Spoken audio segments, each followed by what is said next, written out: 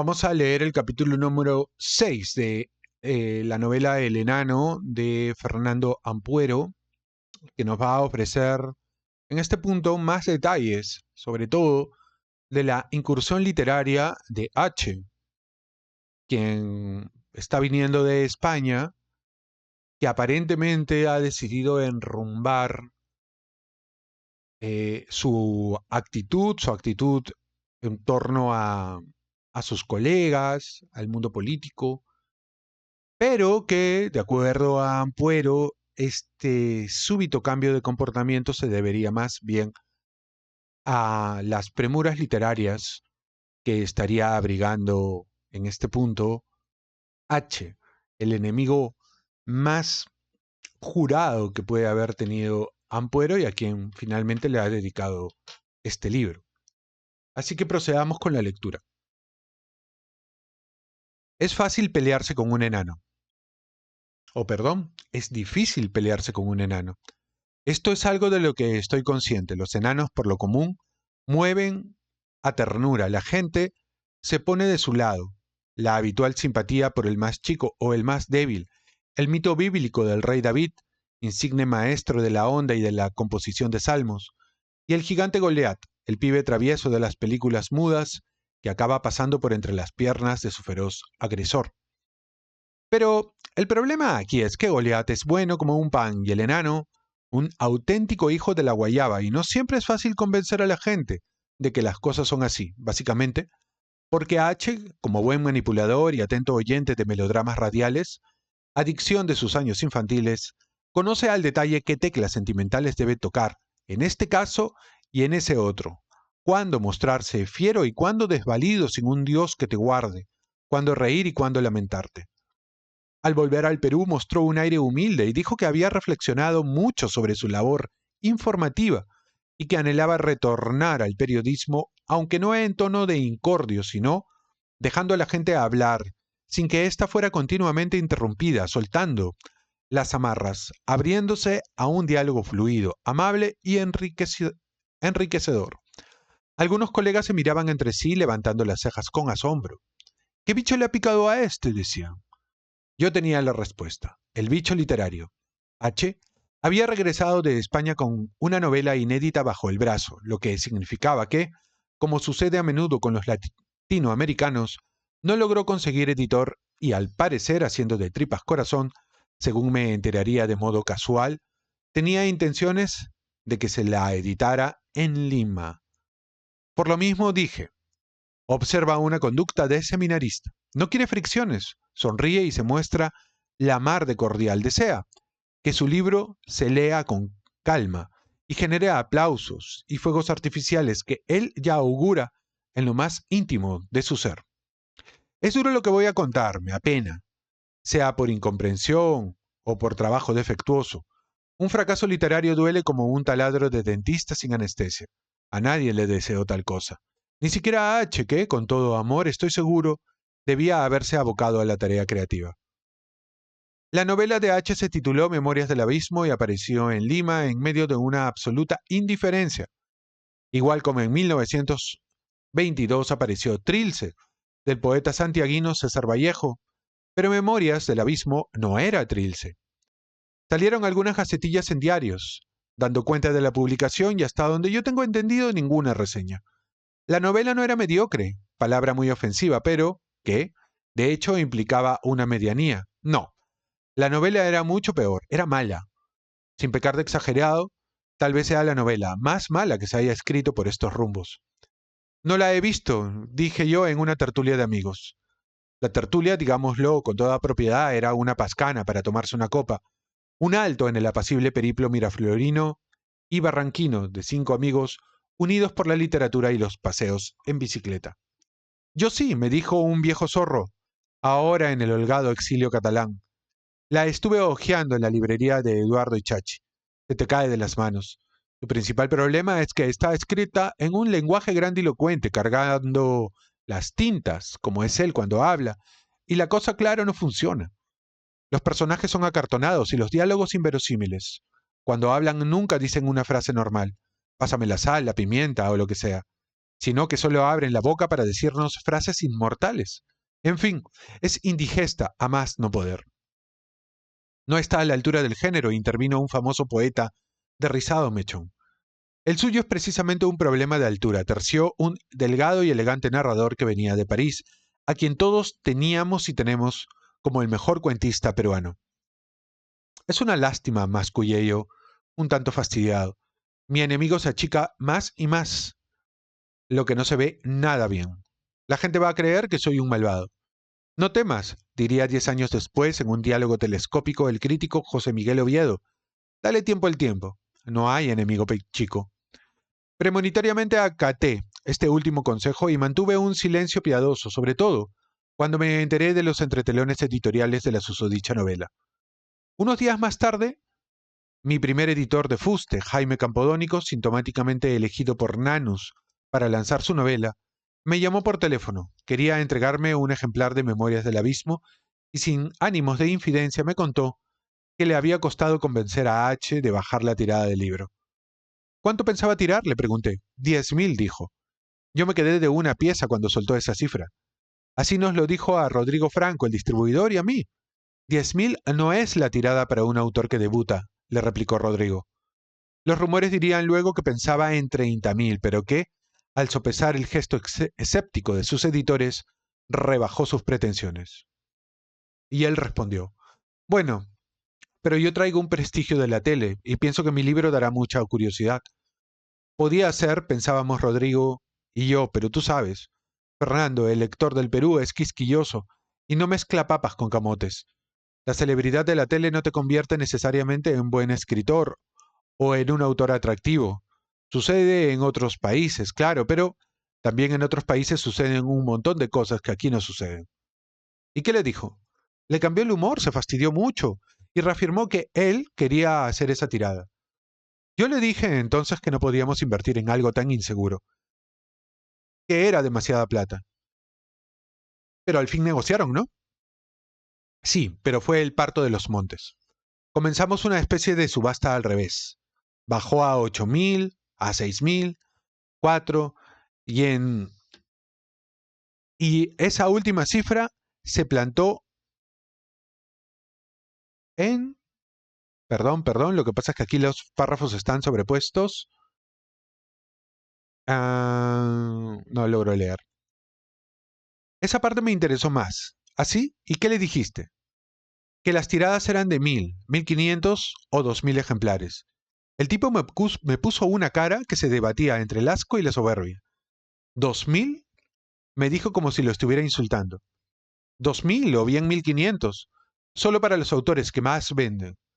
Y en eso le hablé de ti y de Julio Ramón, diciéndole que Julio y tú eran mis autores más vendedores y en suma, que yo veía más sensato tirar corto y luego reimprimir en vez de lanzarme con una tirada mayor. Acordaron por fin tirar 2.000 ejemplares, y un año más tarde, al encontrarme con Jaime en una presentación de libros, le oí quejarse sobre las cifras del balance de ventas de Memorias del Abismo. 80 ejemplares. Se entiende ahora el odio que años después anidara en el magullado orgullo de H. Se comprende los tremebundos y desgarrados ataques a escritores del medio, porque para los que no lo saben, ataca no solo me ataca a mí, también se lanza como una rata inyectada de anfetaminas contra Alfredo Bryce Echenique, Antonio Cisneros, Guillermo Niño de Guzmán, o los connotados críticos que lo ignoraron, Abelardo Oquendo o Julio Ortega. Se repara ahora en esas venitas sanguinolientas que enturbian el blanco de sus ojos. Tenía el plato servido, pero lo arrimé a un lado, no quería hacer leña del árbol caído. El voluntarioso enano había intentado un libro en el que le fue mal, y eso era digno de un benigno olvido, no de chanzas, ni de sacarle en cara su impericia. Además, con la indiferencia de Memorias del Abismo había merecido, bastaba y sobraba. Contrariamente a lo que pensara, H. no agradeció mi actitud contemplativa. Yo diría incluso que hasta me odió más que nunca, como si yo fuera el único responsable de lo que le sucedía. De alguna manera lo era, en efecto, pues se había metido en camisa de 11 varas al acariciar la idea de darme una tunda en este nuevo terreno, pero también bullía la cosa personal. Él había soñado siempre con ser un escritor, y en esa danza yo no tenía nada que ver. Y aquí H, como en las telenovelas, empezó un largo autoflagelo, una lacerante etapa de tapujos, de drama callados, de secretos inconfesables. Quería cortarme en pedacitos, denostar los libros que yo de vez en cuando publicaba, pero no podía hacerlo. Su fallida obra literaria lo había dejado sin piso. Lo suyo no era el apresuramiento de autor primerizo, desliz de juventud, sino la obra repensada de un escribidor en sus cuarentas. ¿Cómo podía atreverse a descalificar a otro autor? ¿Cómo podía empuñar la palmeta de la crítica literaria si él, a todas luces, no había hecho otra cosa que equivocarse como crítico de sí mismo? La autocrítica es el combustible de la creación, y la torpe novela de H, que desde el primer capítulo sacudía su chasis entre toses y ahogos, no alcanzaba a rodar ni unos metros. Los correos de brujas de los 90 ponían en relieve la fijación obsesiva de H contra todo lo que yo hiciera. Se me decía que cualquier cosa buena que me ocurriese, una reseña favorable a mis libros, la enseñanza de estos en colegios y universidades, la invitación a un congreso de escritores, él la tomaba como un agravio hacia su persona. Y es que no puede evitarlo, comentó por entonces un robusto amigo psicoanalista. Charlábamos en la residencia del embajador de Francia, en San Isidro, a la mitad de un cóctel multitudinario que invadía sus amplios jardines. De barba blanca y panza harto engreída, mi amigo hablaba sin despegarse de la mesa de los quesos, instalada a 2 palmos de una franja de helechos arborescentes. ¿Por qué? ¿Es una falla cerebral? Dile mejor una inclinación de su personalidad. El enano es un amargado porque, aparte de lo profesional, su ánimo competitivo se extiende a todo orden de cosas. Si mañana te sacas la lotería o si pasado te enamoras de una mujer hermosa que te quiera bien, igualmente te odiará. Es de locos, me reí divertido. ¿Y qué hace uno frente a un insano como él? Exactamente lo que estás haciendo, Fernando. Vivir a plenitud, saber gozar y sufrir es el secreto de la vida. Y por eso mismo H te detesta. La única forma que existe para vengarse de un amargado es seguir siendo plenamente feliz. Pero él también tiene sus felicidades. Argüí, sabe insultar. Esa no es ninguna felicidad, apenas será una alegría perversa. Una alegría en la que él encuentra satisfacciones, ¿no? Es posible. Bueno, yo también debería ejercitarme en esa línea. Tú no necesitas eso. No lo creas, gordo, repuse. A veces lo necesito, a veces, creo yo, todo el mundo necesita soltar a boca de jarro un buen carajo o un hijo de puta. Ayuda mucho. Con aire doctoral, mi amigo picó un trozo de camembert y bebió un sorbo de su copa de vino antes de contestar. Si crees que lo necesitas, hazlo, pero no te excedas. Tengo un insulto pensado. Me animé de súbito. Es un poco barroco, pero me gusta. Y quisiera que me digas qué te parece. Ya, desembucha. Me miró, dedicándome toda su atención. ¿Qué dirías de él? ¿Éramos 2 niños planeando una travesura o solo 2 tíos tonteando? A decir verdad, me tenía sin cuidado, pues la felicidad consiste hasta en las conductas más ridículas. Engrudo de miasmas, exclamé haciendo resonar las palabras dentro de mi boca con sumo placer. ¿Cómo lo ves? ¿No lo sientes buenísimo? Mi amigo iluminó su rostro con una sonrisa. Le complacía verme a mis anchas. ¿Suena bien? A ver, dilo otra vez. Engrudo de miasmas, repetí contento, modulando el retintín de cada sílaba. Y se me antojó que H, bufón saltarín, debía estar haciéndome un guiño de complicidad desde alguna parte. Qué rico es soltar de buenas a primeras un insulto irascible, con gotitas de saliva y todo. Me diría con su mueca. Asentí. Pretende ser un maldito y actúa como un serial killer de pacotilla, que se vanagloria de los maltratos que inflige, continué. Cuando insulta a la gente, no siempre lo hace movido por cólera, sino por el deseo de demostrar que es alguien que merece ser temido. Y lo consigue el puta, concluyó mi amigo psicoanalista nato. La gente le teme. Pasarían nuevamente varios años antes de que H desatara su lengua. La tenía suelta, agilísima y libérrima, sin lugar a dudas en los predios de la política y lo social, en los que no comprometía su orgullo ni sus habilidades individuales, pero en lo literario se abstenía, con lo cual dejaba en claro que aún no superaba su vergüenza, o para ser más precisos, no la perdía, volviéndose literalmente un sinvergüenza. Hasta que con el tiempo, ese borrador de la miseria humana, H, olvidó el estigma de su propio papelón literario y puso en hervor otra vez los humores de su envidia. Previamente, eso sí, el destino lo obligaría a una dura prueba, hablar bien de mí. No en los diarios, ni en alguna ceremonia pública. Hablo de un destino peruano, no del destino griego, que es tan implacablemente cruel, sino en cuchicheos con dateros o en cautos telefonemas con amigos comunes. Batiendo sus improvisadas plumas de arcángel, cogió el teléfono y preguntó: ¿Qué sabes de Fernando Ampuero? ¿Has escuchado cómo está? Al otro extremo del hilo, Alfredo Marcos, el célebre humorista de los Calatitos, contestó: No he podido hablar con él. Solo he hablado con Patricia, su esposa. ¿Puedes intentarlo otra vez, por favor? Replicaría H. Quiero hablar con él. Y Alfredo me dejó sus solidarios mensajes, en alguno de los cuales indicaba que, fuera del anecdotario de los pleitos, H me tenía en muy alta estima. ¿Era realmente H quien me transmitía eso? Sí, y ciertamente contaba con una buena razón. De la noche a la mañana me había abierto el estómago y habían encontrado un cáncer. Yo pensaba optimistamente que a lo sumo iba a encontrar un excelente lomo de atún con ajonjolí, mi cena de la noche anterior en el restaurante La Gloria. No, nada de eso. Era cáncer al colon. Y pasada la operación y hechas las resonancias magnéticas, detectaron además un racimo de oscuras manchas en el hígado. Metástasis, dijo el médico que consulté en la clínica San Felipe. Está en sus inicios.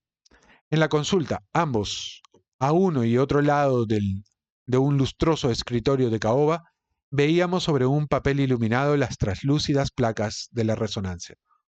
¿Y eso qué significaba?, pregunté. Cuando el hígado está comprometido, es algo grave. ¿Qué tan grave? Los oncólogos no se andan con rodeos. Son gente serena de hablar, pausado, que te dicen cosas sin el menor acento dramático. Le quedan 6 meses, dijo, repantigándose en su mullido butacón. Mi silla no se sentía cómoda. 6 meses. Es lo que dicen las estadísticas. Este tipo de cáncer se vigila rigurosamente desde hace 2 décadas. ¿Qué me aconseja? Que vaya arreglando sus asuntos financieros. No me iba a matar el cáncer, sino el sentido común de esa refrigeradora parlante. Me refiero a consejos médicos, doctor. ¿No hay nada que pueda retrasar su pronóstico? Bueno, hay un tratamiento experimental que yo le recomiendo. Le tendríamos que abrir de nuevo el estómago y colocarle adentro una computadora que irrigaría directamente al hígado la quimioterapia. Las estadísticas le dan unos meses más a esos pacientes. No pude evitar un gesto de consternación. Una computadora adentro. Me revolví en la silla. ¿Y cómo se duerme con eso? De costado, contestó, poniéndose de pie y hundiendo las manos en los bolsillos de su impecable bata blanca. Esta vez el doctor intentó una sonrisa. La gente se acostumbra. Es mejor dormir con una aguja en el brazo. La aguja en este caso se inserta en la abertura de la computadora, que estaría en su estómago. Pero no podría nadar. ¿Nadar? Nadar en el mar. ¿Y por qué tendría que nadar? Soy un animal marino, afirmé. No, no sería conveniente. Podría producirse una infección, pues se trata de un proceso delicado. Vaya usted a procesar a su puta madre, médico cabrón, pensé inmóvil, en mi silla que debía haber aserrado en un taller de la penitenciaría. Al cabo, haciéndome ademán de irme, le devolví la sonrisa, asegurándole que lo llamaría no bien decidiera algo. Advertí a mi familia que ni de vainas aceptaría la computadora, que yo había llevado una vida digna y que prefería una despedida igualmente digna, sin tubos ni sondas, ni el alambique de una lentísima muerte a cuentagotas. Busqué otras opiniones y los pronósticos fueron los mismos, excepto que uno de los galenos dijo 7 meses en vez de 6. Pero uno de ellos, con sabiduría de viejo lobo de mar que conoce de aguas movidas, me ofreció un tratamiento que, en las cifras estadísticas, era menos eficaz que la quimio normal, y el experimento de la computadora, aunque a mi modo de ver resultaba mucho más humano respecto a la calidad de lo que me restaba de vida. Pastillas, dijo el médico. Es una quimio oral. Aquello me sonó a música del Olimpo. ¿Y cómo es eso? Tomas 3 al día y se acabó el asunto. A veces producen efectos secundarios, arcadas u otras molestias, pero hay otras pastillas que las contrarrestan. Magnífico, exclamé entusiasmado. Usted es el médico que estaba buscando. Esta eminencia de la medicina, médico y ser humano a la vez, se llama Andrés Solidoro. Pero claro, si bien ya estaba resuelto el problema inmediato, ahora venía el problema de fondo. Tener los días contados, un plazo, una fecha de vencimiento. Acostumbrados al misterio de la vida, es difícil comprender el misterio de la muerte.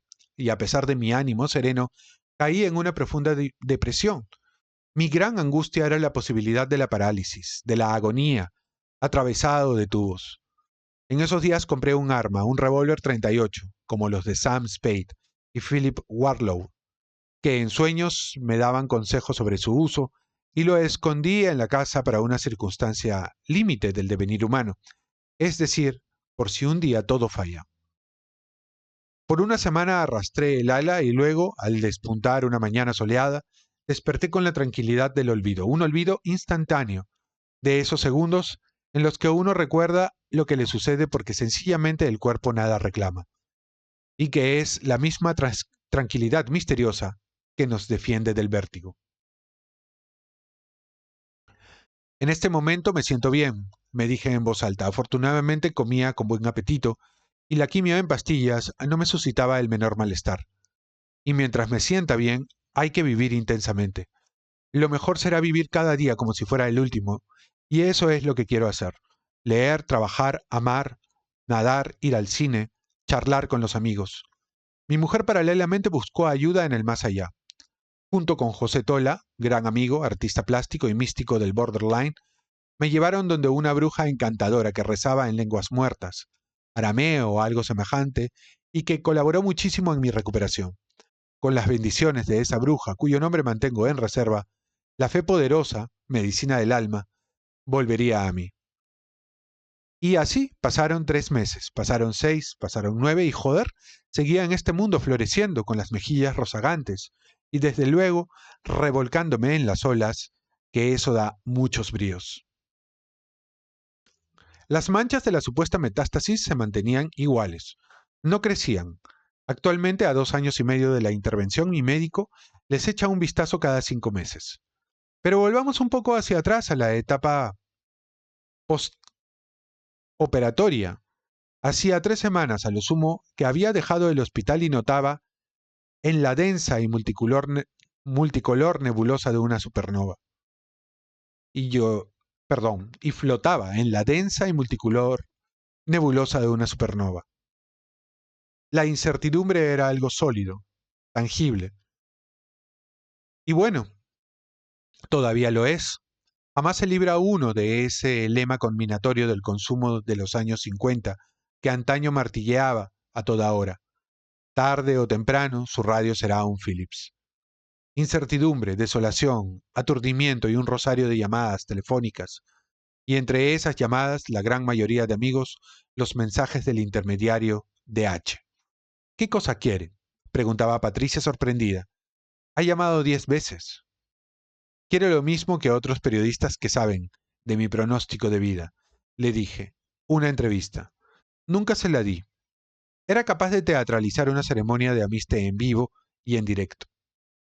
Yo no olvidaba que, si se lo proponía H, dejaba chiquita a Delia Fiallo, la reina del melodrama. Tampoco pensé en hablar con otros medios que llamaban incesantemente, recurriendo a todas las artimañas del oficio, pues no quería hacer una historia de mi enfermedad. Me parecía de mal gusto. Pero fui débil y acabé cediendo. Tal vez porque hablar de lo que nos pasa ayuda a que nos aferremos a la vida, a que dilucidemos el sentido de nuestros actos, a que digamos, a lo mejor, esa última palabra que finalmente nos explica. Una cosa que me impresionó mucho cuando visité el Museo de la Santa Inquisición fueron los textos que habían dejado aquellos a quienes emparedaron vivos, frases grabadas con las uñas en los muros y escritas en la más absoluta oscuridad. ¿De qué les servía eso? Ahora lo sabía. Y entonces concedí 2 entrevistas. Una a Mónica Delta, periodista de Panorama, Espacio Dominical de Canal 5, y otra a Teresina Muñoz Najar, de Caretas. Apenas si me acuerdo de lo que dije. Cosas sencillas, en su mayor parte, como las que dicen todos los que están con un pie en la tumba. Los soldados moribundos hablan de volver a casa o de fumarse un cigarrillo. Cuando Mónica me preguntó, en relación al poco tiempo que me quedaba, qué es lo que quería hacer a partir de ahora, respondí, aprender italiano. Lo hablo un poco, pero me gustaría de veras hablarlo bien y poder leer en voz alta a Pavese, Ungaretti, Quasimodo. Y cuando Teresina quiso saber, de manera muy concreta, qué es lo que siempre había buscado en mi vida, le dije, el mar. Yo lo único que he buscado en mi vida es el mar. Fueron entrevistas sobrias. Más claro, nada de melancolía o nada de melcocha lúgubre. Sin apremios y muy sentidas, e incluso Mónica tuvo la deferencia de grabar una parte al sur de Lima, en mi casa de playa de Punta Hermosa, donde reposaba. Y H cayó. Esta vez no podía decir nada. Luego, pasados 2 meses, tras recuperar algo de peso y color, decidí salir de viaje con Camila, mi hija menor. No quería morirme sin irnos antes a Europa. Le había prometido dar unas vueltas por el Louvre y por varias de esas lindas y retorcidas callecitas de París, lo que nos resultó estupendo. Y H, atento, vigía, volvió a callar. Luego, en lo estrictamente literario, se hace indispensable mencionar, a riesgo de parecer presuntuoso, 4 hechos gratificantes que me acontecieron. Apareció una selección de mis cuentos y un volumen de 400 páginas bajo el sello español Alfaguara y en la prestigiosa colección Cuentos Completos, Cuentos Escogidos. Y H, cayó otra vez. Una célebre editorial de Londres publicó The Picador Book of Latin American Stories, antología de escritores del siglo XX, realizada por Julio Ortega y Carlos Fuentes, en la que se me incluía, y H, doblado en 2, siguió callando. El reputado Times Literacy Supplement reseñó mi última antología. En ella se destacó, no puedo leer esta parte, como uno de los más impactantes de la muestra Hard Hitting que decía el crítico, y H de rodillas cayó una vez más. Mi novela Caramelo Verde se tradujo al francés y obtuvo un buen comentario en Le Monde. Y H, como un cadáver, cayó y cayó. Lejos de narcisismos o consuelo de tontos, esta detallada enumeración de menudas conquistas literarias, hitos estimulantes para un autor desconocido fuera de su país, se orienta a establecer de manera gráfica que las noticias que le llegaban sobre mí, aparte de juzgarlas como afrentas, eran a su vez un repique de gotas que iban colmando su paciencia. Tanta docilidad, tanto contener los resquemores agolpados, no le harían ningún bien al enano. Los correos de Brujas me informaban que le castañeaban los dientes y le salía humo de las orejas, y que, de haber estado esta parte así ininteligible, a, atención a la prensa, una postración no exenta de espectacularidad, digamos una apoplejia con parálisis total en el cuerpo, en la que solo pudiera mover los ojos y una sola manita, que se estaría agitando en permanentes adioses frente a los flashes de los fotógrafos. Después, al recuperar la salud, me sacaría la lengua. Pegané, me diría, mi enfermedad dio mucho más pena que la tuya. ¿Acaso su rivalidad conmigo lo podía arrastrar a tales desvaríos? Lo que más pudo, creo yo, fue arrastrarlo a otro orden de críticas. La tregua, el pacto de no agresión, el dique que represaba los ríos y chubascos de rabia emposados, fueron desbordando el día que vio, por fin, la señal de que por largos meses había estado aguardando, es decir, cuando miró una reciente foto del periódico en la que se me veía vigoroso, saludable y sonriente. El duro año de quimioterapia había quedado atrás y gracias al sol, la comida sana y rica, no la aburrida dieta hospitalaria y sobre todo a los ejercicios, mi cuerpo y mi alma le cantaban nuevamente a la vida. Además, desde luego volvía al trabajo, no bien pude sostenerme algunas horas seguidas en pie, y eso ya no se leía como obstinación, sino como un regreso. Mi retorno a las oficinas de la revista Somos en 1996 había salido de caretas e ingresado a las filas del comercio, jalado por mi viejo amigo Bernardo Rocarrey Miro Quesada, de la que era editor, determinaba que otra vez yo tenía las riendas en la mano y brincaba encima del caballo. Estábamos, pues, a principios de 1999, cuando H., gnomo reciclado, pasó a criticarme por donde nunca antes había osado hacerlo. No hay duda de que Ampuero es un gran cuentista, escribió, no más basta verlo, con lo cual, queriendo hacerse el gracioso, insinuaba que mi enfermedad había sido mi mejor cuento. Inquietos, algunos amigos me avisaron del derrape. Te está llamando mentiroso, dijeron. Tomaré a bien su comentario, repuse tranquilo, porque, viniendo de H., una cosa así suena sutil. Menos optimista, empero, el famoso poeta de rizado mechón meneó la cabeza. Ojo que, por primera vez, apunta a tu literatura, aseveró. Ese es un cambio capital. Era cierto, pero me mantuve en silencio, como de costumbre. Y entonces H. ya no aguantó más y sacó la artillería pesada y me obligó a un nutrido ping-pong de dimes y diretes, con lo que en un santiamén las brujas desempolvaron sus escobas. Doy un resumen del intercambio de pullas. Él ataca mi lado literario y yo, que me guardaba municiones, punzaba inicialmente en su lado periodístico. Yo siempre he pensado que la prosa de Ampuero es asmática. Respira mal, dijo él. El que más bien parece no respirar nada es H., cuando hace apología de sí mismo en su periodicucho, ya sea con artículos o cartitas de felicitación que él mismo escribe, dije yo. Si algo no me gusta de Ampuero, es que resulta un Kerouac trasnochado que confunde la literatura con la bohemia. Su talento es un montículo de materia innombrable. Lo que a mí me encanta de H. es que se toma muy en serio, alegando que da batallas por el rescate del país. Conozco una definición que le cae a pelo. Es un cojudo solemne. El joven Ampuero quiso fumar un habano en alguna cena que le recordara a Proust y terminó emborrachándose con Toño. Total, ¿en qué quedamos? ¿Pretendo ser Kerouac o Proust? Dos autores que están en las antípodas. Y aquí, como un avesado espadachín, me decidí a pinchar por otro flanco. Ya sé por qué su novela se titula Memorias del Abismo. No podía ser de otro modo, pues, para un enano, cualquier cosa es un abismo.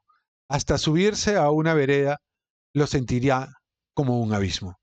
Cuando mencioné su libro, punto tan vulnerable como los de su faceta periodística, pero que afectaba directamente su intimidad, que le dolía horrores, enmudeció de pronto. Al cabo de una semana indagué. ¿Y señores? ¿Qué me trae de vuelta el correo? Nada, me dijeron. H no ha vuelto a abrir la boca. Parece que agarraste carne. Caray, si ni siquiera había entrado en materia. Por ahí hay mucha tela que cortar. Pero esta vez, súbitamente replegado, el enano encarnaba el silencio. Silencio de pozo séptico, acotó el famoso poeta de rizado mechón. Naturalmente, el gran público, o el cogollo del gremio de plumíferos, que era en realidad el pálido y sufrido auditorio de esta vieja rencilla, no se enteraban de nada. Este fuego cruzado de dimes y diretes, este contrapunto de correveidiles, este explosivo diálogo con Radar, esta grotesca pelea de sombras chinas que se veía detrás de una sábana, eran del dominio exclusivo de muy pocos allegados. En las siguientes semanas, en todo caso, H. y yo nos atendríamos al libreto a mucho establecido. No bien cesaron los pistoletazos, callaron mis trabucos. Pero la paz, aquí y acullá, no viene con carta de garantía y dura. A menudo, lo que nos toma un parpadeo. Muy bien, voy a dejar este texto acá y voy a hacer un par de comentarios. Yo pensaba que Fernando Ampuero literalmente ya había fallecido, es la verdad. No he leído mucho de Fernando Ampuero, esta es la única obra que he leído de él. Recuerdo haber leído algunos de sus artículos y notas en Somos o en algún otro medio, y sí que es cierto de que hace muchos años atrás sí había visto los programas que él reseña aquí en el texto en Canal 9, pero la verdad, como yo era muy chibolo, no le prestaba mucha atención. Simplemente recuerdo que había eso. Y recuerdo que había una sección de cámara indiscreta que me parecía divertida. Pero en tiempos modernos, incluso en la universidad, no recuerdo que me hayan recomendado ningún texto suyo. En todo caso, sí recuerdo que hubo una controversia entre Ampuero y Hildebrand, y Hildebrand siempre lo reseñaba en sus programas. Y este libro, la aparición de este libro, El Enano, de hecho fue uno de los temas que más le molestó, más le jodió, y motivo por el cual siempre la emprende contra la argolla literaria que hay en Lima. Pero en Lima hay una argolla literaria. Eh, Gente del mismo grupo que normalmente critica o comenta positivamente sus respectivos libros, porque ellos también publican entre sí. Y esa argolla llega incluso hasta España. Y sospecho, pero no estoy muy seguro, que uno de los padrinos de esa argolla es el propio Mario Vargas Llosa. Si tú eres o estás bendecido por Mario, entonces se te abren las puertas. Si no, no. Si eres parte también de todo el sector progresista de Lima, se te abren también las puertas. Eso es así, eso es así. Si tú tienes otra posición ideológica, política, no, es más difícil. Se te cierran las puertas. Y además, no te reseñan. Pero bueno, más allá de ese pie de página, no recuerdo textos de Ampuero. Y también recuerdo que la novela de César Hildebrandt había sido un fracaso contundente. ¿Mm? No le fue nada bien. No le fue nada bien. Los motivos, qué sé yo. ¿Mm? Pero bueno, luego habla en otro momento del tema de la enfermedad, que es un tema que también es crítico acá y que concitaría la atención de toda la gentita que está alrededor del mundo literario y periodístico de Lima, ¿no? Esto supuso una tregua entre Hildebrand y Ampuero. Hildebrand no se atrevió a atacar, a comentar, a criticar a Ampuero durante este tiempo. Y eso llamó también la atención del propio Ampuero, porque él seguro esperaba que Hildebrand lo ataque. Sin embargo, luego de tiempo, cuando ya estuvo recuperado Fernando, aparentemente Hildebrand, y creo que tener un recuerdo vago de esto, denunció que Ampuero habría inventado toda su enfermedad como un recurso que tenía por objeto llamar la atención sobre sí mismo, sobre su obra o sobre sus programas periodísticos. ¿Cómo saberlo realmente? Pero bueno, ya nos estamos acercando un poquito al final de esta novela. En todo caso, espero que les haya gustado. Si es así, por favor, denle un buen like y dejen sus comentarios porque eso ayuda a que el contenido llegue a otras personas y me motive a mí para poderse continuar en este periplo de novelas, tanto nacionales como extranjeras, tanto contemporáneas como clásicas, que pueda llamarle la atención a la gente. Nos vemos en un siguiente video y seguimos.